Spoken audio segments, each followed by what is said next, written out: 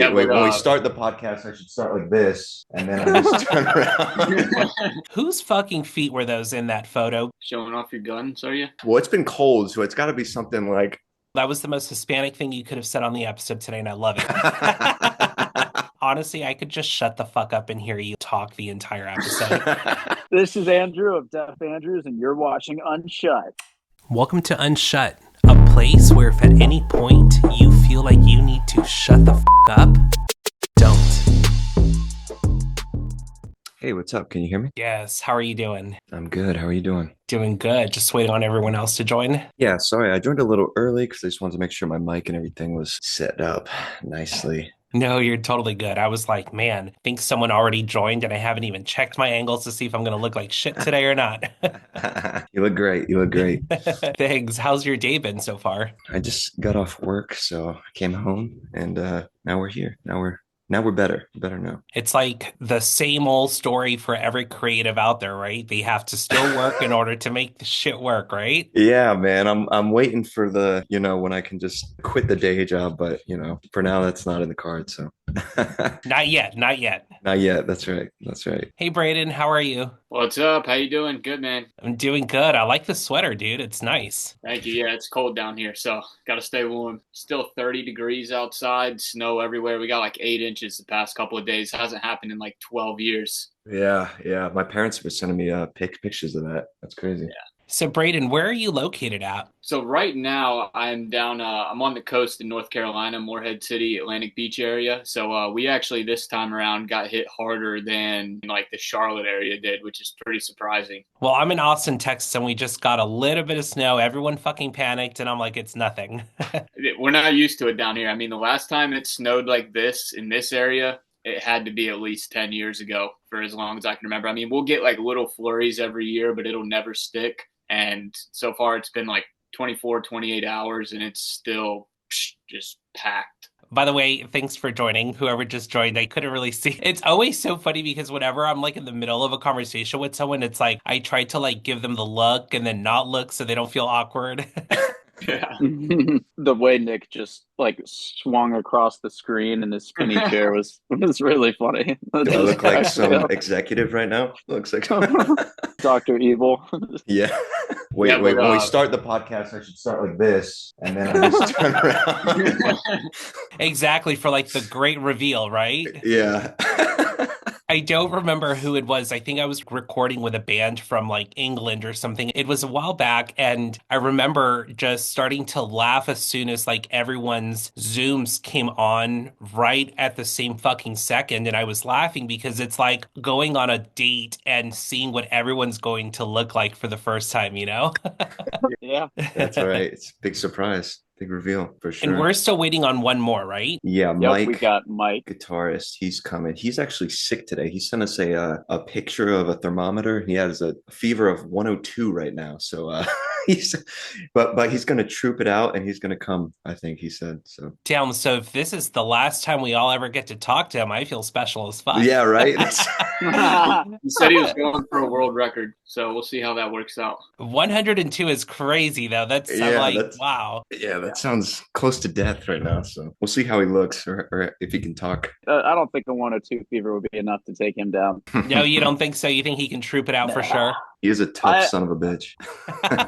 So as far as like distance wise from each other, who's the furthest away, or are you guys all fairly close? That's going to be me. So like usually I'm out in Charlotte. Right now I don't have a place out there. So now I'm back at the beach, but I go to Charlotte whenever I need to. I'm actually really fortunate. I just got a work from home job. I spent the past month just grinding, sending out hundreds of applications so I can make my life as far as making money and being in the band at the same time a bit easier. So I'm super excited about that. But yeah, I'm about 5 hours away from the rest of the guys in Charlotte right now. So it's still drivable, not too bad. No, yeah, I can make a day trip out of it easy. No, that's amazing. And I commend you for that because Nick and I were actually just talking about how it's interesting how that's always just the common story for all of us creatives, right? It's like we all have to support our craft and it's so frustrating. People think like once you hit certain milestones in your career, it's game over. And yet it's not. It's always a catch-up game, you know? Exactly. Yeah, Couldn't have said it any better. I always have a time telling people who aren't musicians, like other friends or family members, because they'll see like, oh, Def Andrews has 15,000 monthly listeners on Spotify and they're playing, this big festival or this show here or wherever. And they're like, oh man, you must be just like constantly on your high horse, just loving it. And I'm like, man, it is a job like any other. Like, it is a grind that will wear you down just like being in an office will. There's just no way around it. And people just expect, oh man, he's living the life. They're all living the life. It's so great, but there's such a balance between your work life, your personal life, and the band life that just sometimes it just overtakes you, and you just have to like sit down and kind of like write it all out and be like, okay, I got to do this. I got to do this. I got to do this. So it's actually like more stressful than the average person would realize. You still got to find a way to work around it. Well, and I think it's like an unspoken thing within bands too, where I feel like a lot of people also don't realize how the splits also, once you do start to stream an X amount of numbers, you still have to split that however it is agreed upon the group. So the more members, the less profit for everything. So, but hopefully you guys aren't planning on cutting people out. Hopefully not. No. Mostly what we do, we don't even really too much. I mean, if we have some extra capital going around, then we'll kind of like pay ourselves just as a nice favor. But most of the time, like everything that we make as a band goes straight back into the band in whatever way it might be. Yeah, I feel like that's the smartest way to do it, especially when you're trying to still get momentum within the band. It's like you've got to just put it back into your project, especially if you believe in it. That's how, you create longevity, is by being able to establish those boundaries and saying, listen, we're not all going to take a piece of the cake just yet because there's a bigger picture we're looking at, But those are some tough conversations to have within friendships. So I will put that out there. It's not always the easiest to talk money when it comes to friendships and brotherhood. It's not very easy. Yeah. Yeah, no, you're right. Well, I'm definitely ready to get started if you guys are, and this will officially kick off like the question part of the intro, because I do want to introduce you guys. Usually I have the bands introduce themselves, but I kind of want to do it a little bit differently today. So are you guys ready? Sure. Yeah. Yeah. Amazing. So Nick, your vocals and guitar, correct? Correct. Yeah. How long have you been playing? I started playing guitar. I think I was like 10 or 11. I started playing guitar, and then I started singing in high school. I joined a chorus in high school. I didn't really know I could sing before then, but then I just, started doing it. So I think that was probably like 15, 14, I started singing. I'm always so fascinated when someone says they kind of started in that age, because I'm not a singer. I'm terrible at it. I won't even try. But I'm like, are you sure? Like, you didn't know even at 7 you were just fucking humming around the house? Like, I've got a voice. Like, I think it's so cool. Were you ever previously in another band, or is this the only band that you established and you've been a part of? No, this is the only band I've ever done. I've done like a couple like acoustic duets and stuff in my time with some other guys, and just sing at like a coffee shop or something solo. But as far as a band goes, this is the only one I've ever been a part of. Very cool. And Braedon, you're in drums and keys, correct? So mostly drums. I have a hard time playing the keyboard while I'm drumming, but I have been playing keyboards, and I actually started, like I said before, on the guitar around the same age, like 8 or 10 years old. And the guitar was the only thing that I actually played until we all met, me, Nick, and Ross. They were like, yeah, well, we don't know anybody who actually is a musician and like knows how to play the drums or has the ability to. And the most I had ever done in my life was screw around on like an electric kit, because I've been demoing songs since I was like 10 years old also. And I was like, well, I need some drums in there. So, I mean, I would do the bare minimum, but I never actually put my foot down and was like, okay, I want to learn how to play the drums. And then when this opportunity came about, that was when I said, okay, well, I've always had good timing and rhythm.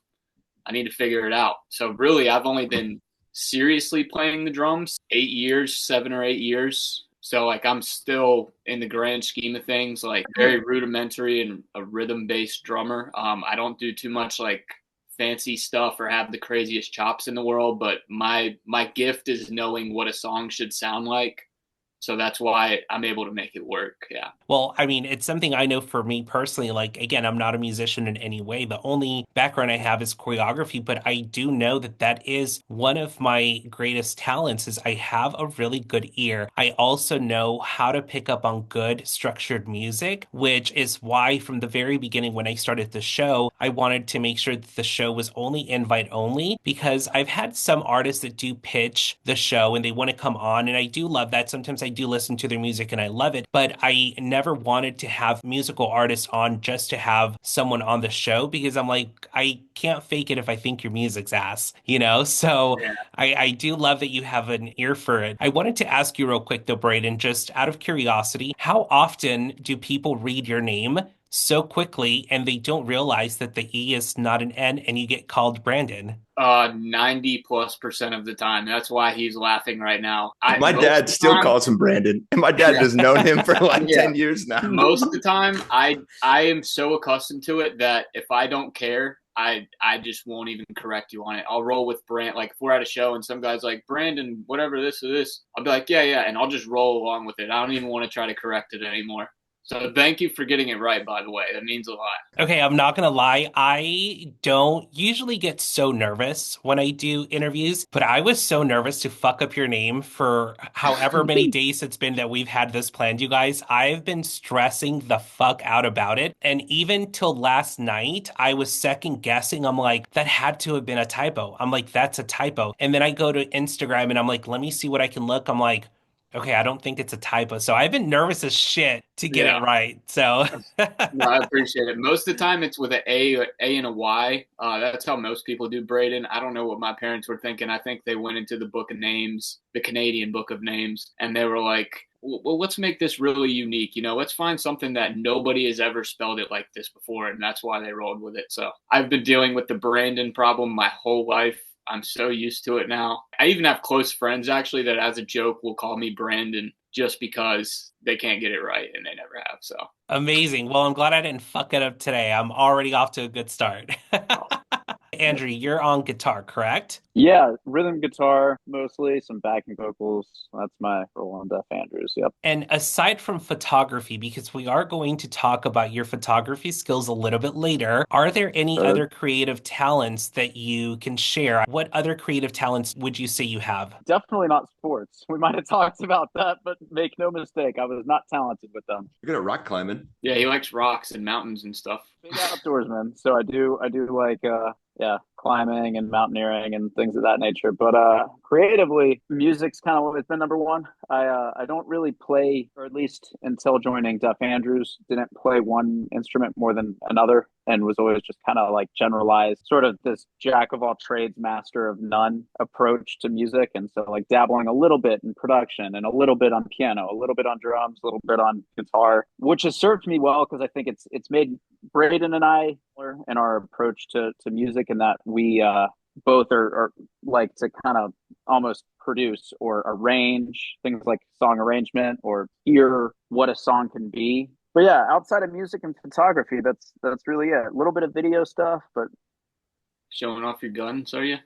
I'm itching my neck. I feel awkward now. I Thanks for that, shit you Braedon. not. You literally read my mind, Braedon, because I was literally going to say, as he's flexing his fucking biceps on the camera right now, Bigger than I'm his so head. over it right now.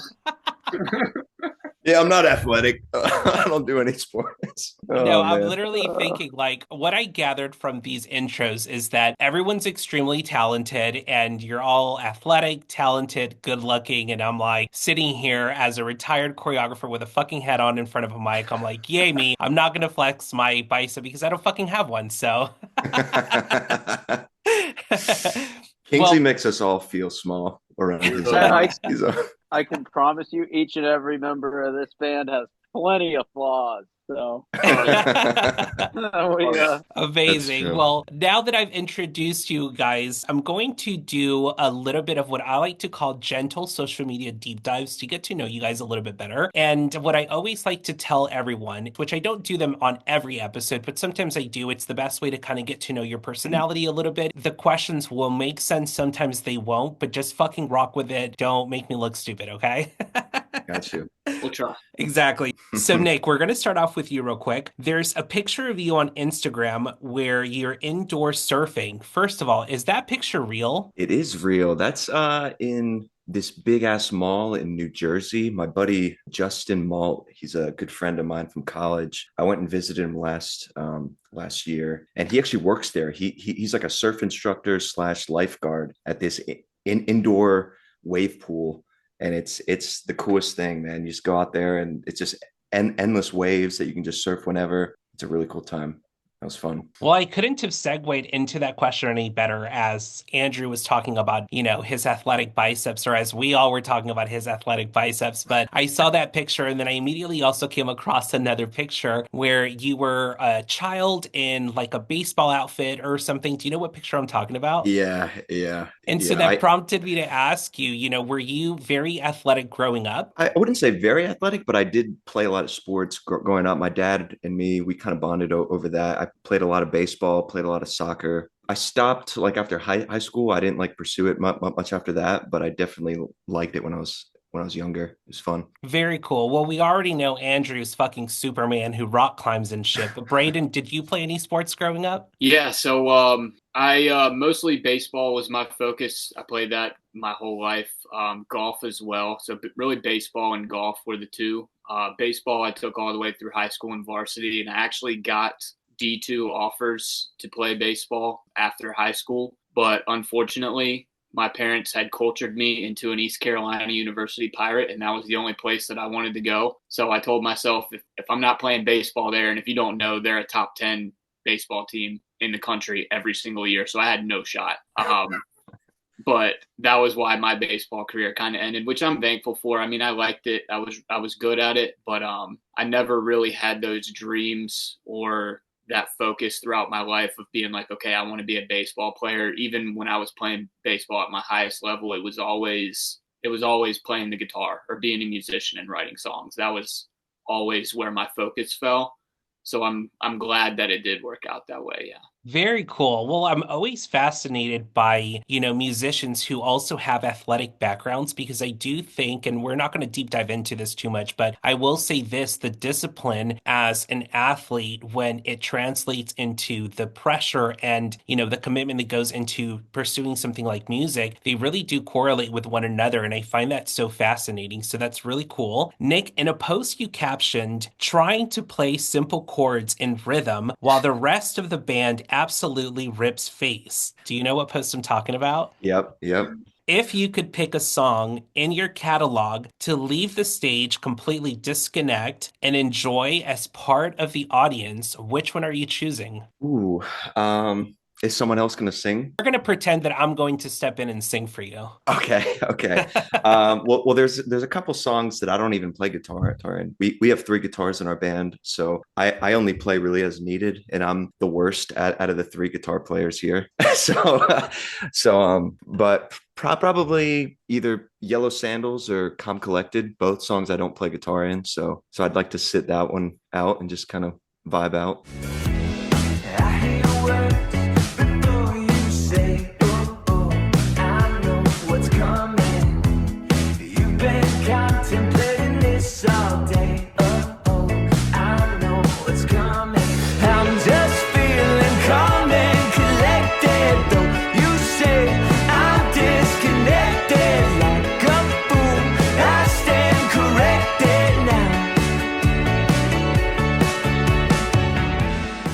Sometimes when we're playing longer sets, we'll have like a little jam or something, and I'll like walk off the stage and go get a beer and come back, and the band will still be playing. I'll just come back on stage. So I kind of have very true. Done that before. Does actually happen. Yeah.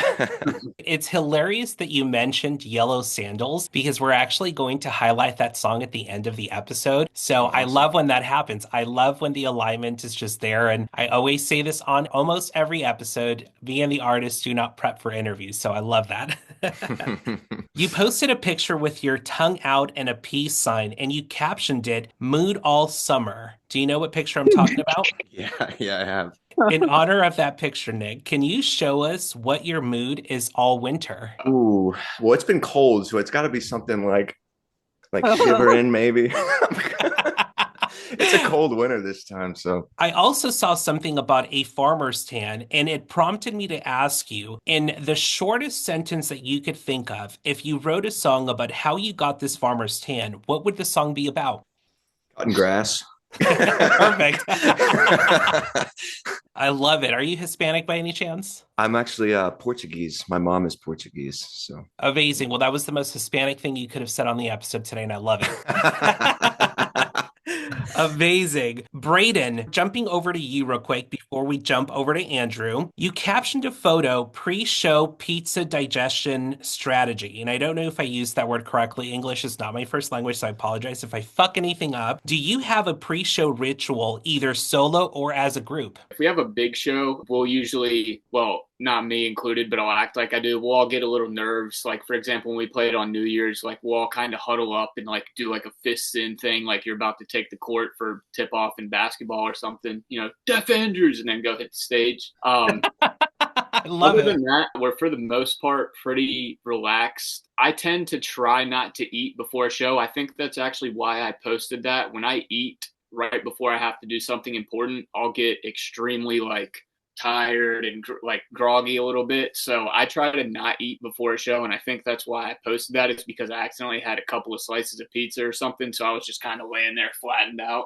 But as far as rituals go, not really. I like to just kind of get into the right headspace every time, which is usually just me kind of sitting by myself and really doing what I would normally be doing at any moment where I'm trying to tame my mind in a way. So yeah, not really too much as far as like a ritual goes. No, very cool. And it's funny I even asked you this because I actually have a ritual I do before jumping on every single call, and I didn't do it today. And my eye is getting so watery, and then Mike didn't join us. So I'm literally blaming the lack of my ritual to that. Literally, I'm like, it's my fault. We're gonna let him know. Yeah. Yeah, I'm like, I jinxed the entire thing. I jinxed my eye and I jinxed Mike. You captioned a photo of you, a touch of modern. What would you be wearing in a photo captioned a touch of old school? Oh man, I would have to go into Kingsley's closet and grab something out of there because he's got way cooler clothes than I do. That was a photo shoot that we did actually for the last album release, I'm pretty sure, for SOS. And we all kind of, we got into this studio apartment. Everything looked like real modern, good lighting and stuff. So I think that's why I said that. I don't know if there was really any purpose to it, but for old school stuff, I would probably be wearing, I kind of have like a bit of a cowboy side to me. I grew up, Nick knows, like we're kind of in the country out here a little bit where I'm at right now, not big city, pretty relaxed, not a huge population, a lot of farmers and stuff around.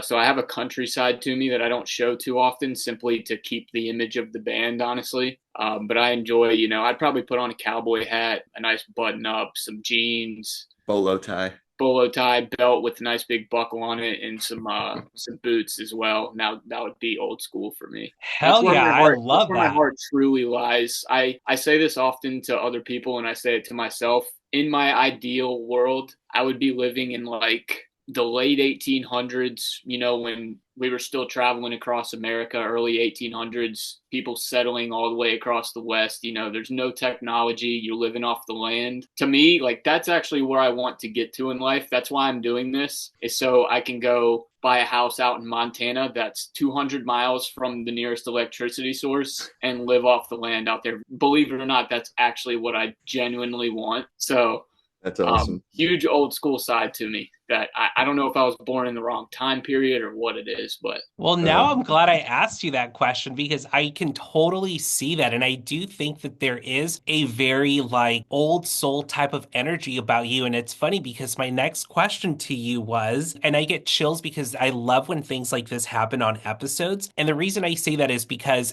this is what really made me think of you being this grounded old soul, someone who appreciates what most people do not appreciate. In a post, you talked about letting God handle the rest. Can you think of a moment with the band where letting go of control worked out for the best? Because I did feel like you were the perfect person to ask this to, because that saying is so grounded, and I think it's something that most people now in today's world completely forget about. Yeah, and you're so right. You're so right about that. So many people in this world forget about it, and whether it's connected to religion or not, that's everybody's personal choice if they want to be religious or not. I'm not going to bash anybody for that. But one way it does help, like you said, is you can't control anything. You can't control people. You can't control outcomes. You can't control processes. So being able to really dial into yourself in your own mind and in your own persona and say, hey, like something's happening and it might not be exactly what I want, or like something did happen and I wish it would have happened some other way.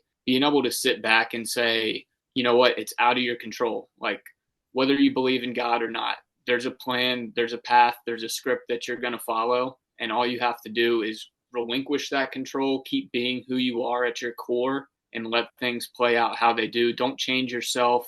Don't try to act a certain way to please somebody or to please other people, but just stay true to yourself and let things fall into place. As far as the band goes, and like a moment that I can kind of relate to that is probably when we were adding Kingsley, Andrew, into the band. And originally for like maybe a week or two, the original thought, because Kingsley actually played in a band that, I don't know if you call it open up for us, but we played alongside of them at this very small pub in Charlotte many, many years ago before we were anything. And Kingsley was playing the drums in that band. He wasn't playing the guitar. So when we were originally thinking about adding him, I was like, oh my God, thank God I get to get away from this drum kit and I can start playing the guitar and Kingsley can play the drums, because honestly, like, I wish I was playing the guitar and not the drums. Like, I'm going to be completely honest. I love playing the drums, but I wish it was a different way. So we like everybody kind of sat and thought on that for a little bit. And eventually, it worked out as like, I need to keep playing the drums. We've already got songs out. I've been doing it for a few years with everybody already. Add Kingsley in and let him figure out his guitar stuff. And that was kind of a moment where I relinquished control instead of, going like, no. Like, I've been playing the drums for 3 years. It's time for me to get on the guitar. Kingsley, you're the new guy. Play the drums. You were playing the drums in your last band, And once again, I'm glad we did that because it worked out better in the long term. And we actually do have some plans. I don't know when it'll happen, but I do a lot of writing on the guitar too. So there's going to be some time in the future where Kingsley and I on stage will get up and like, he'll come behind the drum set. I'll take his guitar and rip a song or two and do it that way, which is a cool dynamic that I don't think a lot of bands can do or have the ability to do. So I'm pretty excited for that as well. I am just like, honestly, I could just shut the fuck up and hear you talk the entire episode. Honestly, I swear, Braedon. I am just so captivated, and I feel like literally everything that you just said is everything that I stand for when it comes to giving up control, because in other episodes, I've talked about how sometimes as creatives, we don't realize that letting go of control is the ironic part of gaining the most control, and I couldn't have said it better. So thank you for sharing it so honestly, too. No, yeah, I appreciate it. I'm a very vulnerable guy. I'm not afraid to be vulnerable. I think that's something too, like in this world, a lot of people try to like hide parts of themselves that they might not want other people to see. I mean, I'm guilty of it too. I've done that before. And when you do that, it just, at least for me, it always eats up at the back of my mind where I'm like, I'm faking it, or, I'm being fake here. I'm not, like I said before, being myself. I'm not acting the way I would normally. So that's something that's important to me too, yeah. Well, I'm just going to go ahead and say this on record, you guys. Whenever you guys do that switch on stage, let me know ahead of time so I could be there in the audience to witness it. And also, Braedon, I am going to expect for one of those songs for you to put a fucking cowboy hat on and do an acoustic set while I'm there. Got it? All right, deal. We'll do it. Amazing. Andrew, we're going to jump right over to you now. And I was very fascinated by your photography. And I actually wasn't going to bring this up. You're welcome, by the way. I wasn't going to bring this up, but I saw how blushy you got when we talked about your biceps. And all of a sudden, I remembered why I scratched this question off of here. But now I'm going to bring it up anyway because I saw you squirm a little bit. And you know what? It was kind of funny. So we're going to do it anyway. So let's go. In one of your posts, you posted the caption, shadow play. Whose fucking feet were those in that photo? Because I thought this was the most funniest thing ever on Instagram because of the date on it. And I'll talk about that in a little bit. But do you know what I'm talking about? I don't, but I know I've archived a ton of stuff in the past couple weeks. So it's not on there, and it's probably in my archive. But honestly, I have no idea. Dude, even I've seen that picture before. You don't know what you're talking about? Well, no, I can look at my archive, but it's not on there right now, I don't think. I'm pretty sure it was there this morning. I'm just saying, I think it was. I am scrolling through my feed and I don't see it unless I'm wrong. It's that one. Is there another one? Can you scroll to another one? Like that one with the feet? Yes. Yes. Yeah. It's May 15th, 2021. Oh, is it? Yeah. Okay. So it's this multi-post. I'm dead. Right, I'm dying. There. All right. Yeah. Good job, Braedon. Way to do the detective work there, buddy. Yeah. We didn't let him off the hook. All right, yeah. So whose feet are those? That is an ex-girlfriend of mine. Oh, gotcha. And we have a current girlfriend, so we know what we're not going to talk about it. But let me just preface by saying this. I laughed about that picture because I thought it was 2018, but it looks like it was 2021. But it was before the craze of like, I don't know if you guys remember on TikTok, just a year or so, it started to trend where people would be like, for free, for free. Does anyone know what I'm talking about? Yes, yes, yeah. Yeah, And yeah. so I saw that picture and I was just like, oh my God, he was so ahead of the curve with the feet pics. Anyway, we didn't need to drag it out as long as we did. I promise you I didn't intend to embarrass you, but this was part of one of your captions. You said that Deaf Andrews was one of the best things to happen to you after one of the toughest year you have had. Can you share a little bit about that? And yes, we're jumping from fucking feet pics to something emotional. I'm sorry about that. Yeah, no worries at all. It's a good opportunity to get vulnerable, but Get vulnerable, baby. Let it out. I'm looking at that post now, and that first picture was our first show as a band in person live in a venue after COVID and after I had joined the band. COVID, I think, was a really hard time period for a lot of people all over the world. My struggle with it and with isolation was huge, and that's kind of what I was referring to was a year of isolation and feeling like everybody in the world was turning on each other, and yeah, it was a really hard period of time for me, but for everybody. And so that's what that was referring to. And that was kind of that night when we played the Evening News for the first time, and it was sold out. You know, it's a small, intimate room, but for us, just kind of felt like, all right, like everyone is in one space having a great time together, and that was kind of what that caption was referring to. And it's still one of the best things that's happened to me ever. I love Duff Andrews. Oh, that is so sweet. And I love it because let me tell you something. I think that it's so important to constantly remind ourselves of why we started certain journeys, which is why I wanted to bring that up. Because I do think that, especially when it comes to creating music and creating art, it's very easy to get defeated and to question, why are we doing this? Like, we're not going viral. We're not selling millions of records. Why are we still doing this? You know, for me personally, my intention in bringing that question up was because one day, if you're ever feeling like, why are we doing this? I want you to remember this conversation you had with someone on a show that you were invited to on because they believed in your music so much. And for you to remember that it's because it's proof that there's always light at the end of the tunnel. So I love that you shared that on Instagram. Something that I also wanted to bring up real quick is coffee holder attachment for tripods. Okay. You talked about this on a post. Do you even know what I'm talking about? I don't, but that doesn't surprise me because that's something I've wished existed. It sounds like something that would be a caption. So my question to you, and work with me here real quick, don't overthink it, just the first thing that comes to mind. If coffee holder attachment for tripods were being pitched on Shark Tank today by Andrew Kingsley, what would this product be called? Go for it. Uh, I think Nick's got something. I think you waved or something. Shoot and sip. Shoot and sip. I love that's that. awesome. Yeah, dude. I got it right here, man. Nick's the faster thinker, so he got that one for me. Well, is that one Andrew approved? That's yes, with open arms. I love that. Thanks, Nick. Let's yeah. Now let's if go music create doesn't work that. out. Yeah. Yeah, let's. I'm serious. No, honestly, you guys, want to talk about brainstorming outside of music to create the fucking millions to fund your music. It's sitting right here on this episode, all right? We'll kick you in on that. We will kick you in on that. Absolutely. Listen, I'll even just take 1% of it, okay? Yep. There you go. I'm not here to fuck you guys over. I believe in your music enough not to do that, all right? Yeah. Andrew, are sweater vests still in season in 2025? No. I actually pictured sweater vest and that just got donated. I pulled it out for the first time in a while, and my girlfriend just took one look at it and was like, "Nope, get it out."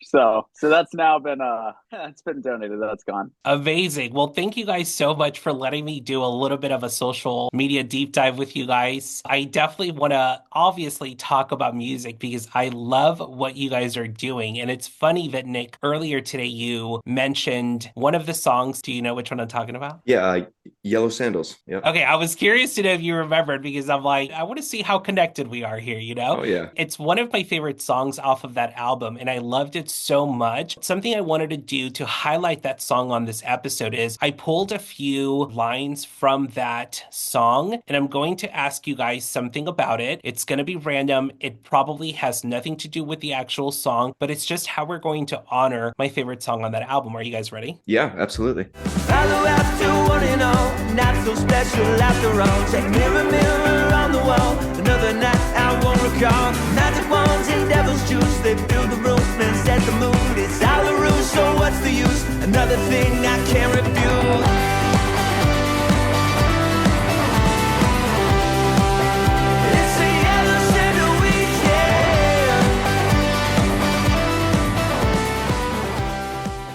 So in honor of yellow sandals, Nick, one word to describe devil's juice. Go for it. Vape.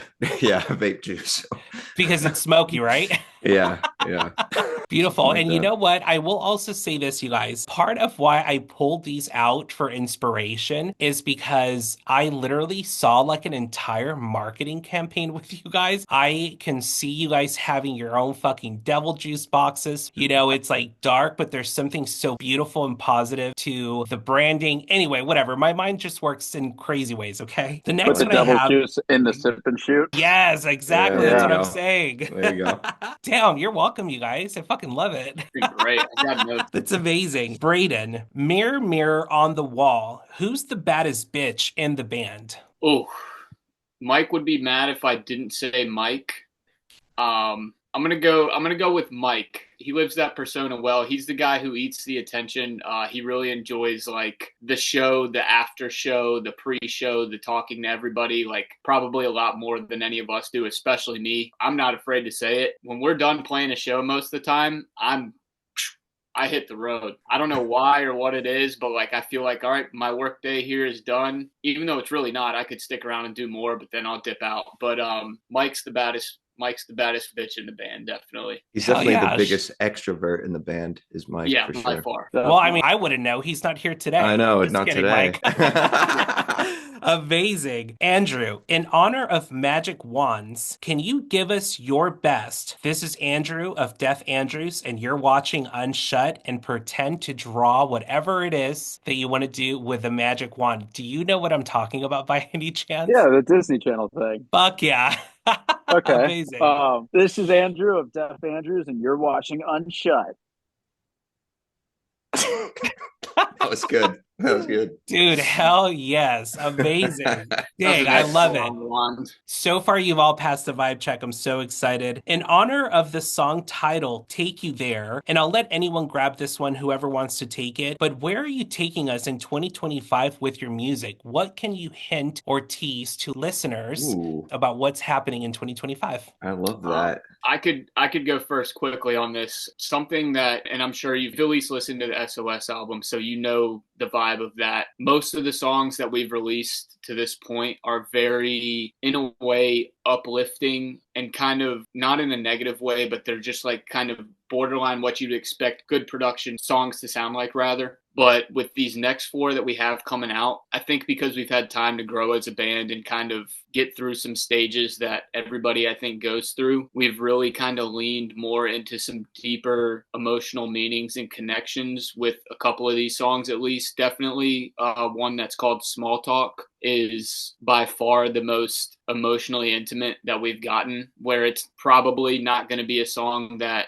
every single person wants to listen to, you know, like while they're driving to the beach in July, but has a huge chance to really, really, really deeply connect with a niche of people who are maybe going through a certain situation or are dealing with certain emotions. That really excites me because that's something that I don't feel like we've done yet. Calm Collected is one that kind of gets close to that in a way, lyrically and musically. But Small Talk is going to be one where, like, and it's even hitting me, and it's one of our own songs. It's one of our own songs, and it's one that I listen to, and I go like, holy crap, this is like striking me on an astronomical, like it is speaking to me right now in this moment. And Wait on Me is kind of the same way. So I'm just excited about how we're getting a little more emotional with this next group of songs and kind of targeting specific emotions or people who might be going through things instead of trying to make a song that is just listenable for everybody on the planet.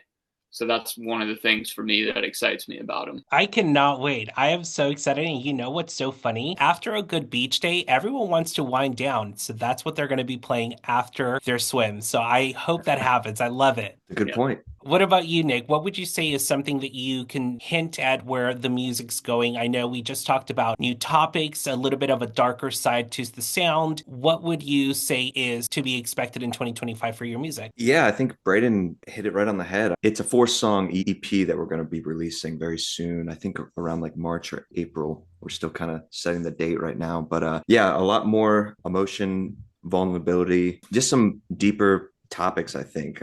Not that I dislike the songs that we've had already, but I think it's a good point. Like a lot of them are a little like poppy and happy. And we definitely have still that in the new songs, but we try to take it a little deeper and dive into some more emotion on these next 4 songs. So hopefully that shines through. The way I see it is like your favorite band in the world, like whoever yours is, Mo, your favorite song by your favorite band is probably not the one that's at the top of their Spotify list. You know, it might not even be in their top 5. It might be one of the ones that's buried on an album somewhere. And you go, that's the song for me that connects with me. And then I would, if I had to choose one song to take from this band, that would be it. And that's kind of the vibe I'm getting with this is like, it very well could be our top song because we're not crap yet. But at the same time, it's one of those just different, like meant to connect to a certain audience.